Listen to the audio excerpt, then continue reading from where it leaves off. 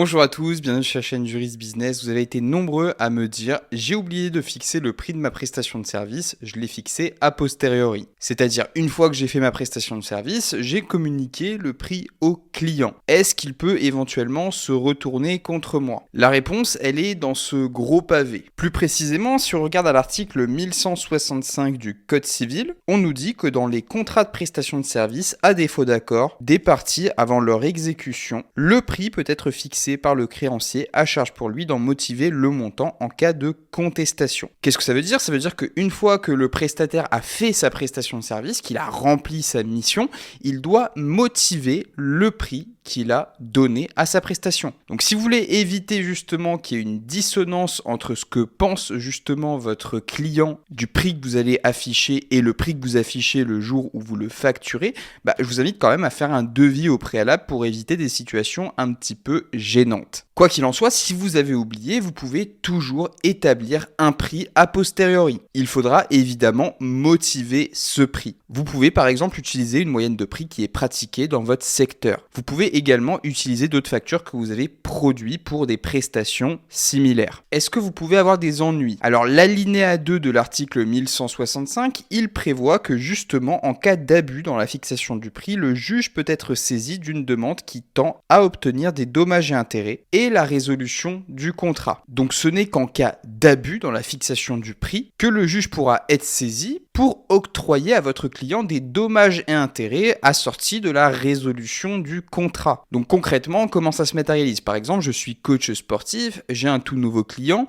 je lui fais sa séance par exemple, de boxe. Une fois que je lui ai fait la séance, il me demande combien je dois lui régler, je lui dis, tu me dois 500 euros. Là, on est précisément dans ce qu'on pourrait appeler un abus. Et là, il serait totalement à même d'aller saisir le juge pour contester ce prix qui serait abusif. Donc voilà, j'espère que cette vidéo vous a plu, qu'elle vous aura aidé. Si c'est le cas, n'oubliez pas de vous abonner, de mettre un pouce bleu. N'hésitez pas à m'écrire dans l'espace des commentaires toutes les questions qui pourraient attraire à l'exercice de votre activité.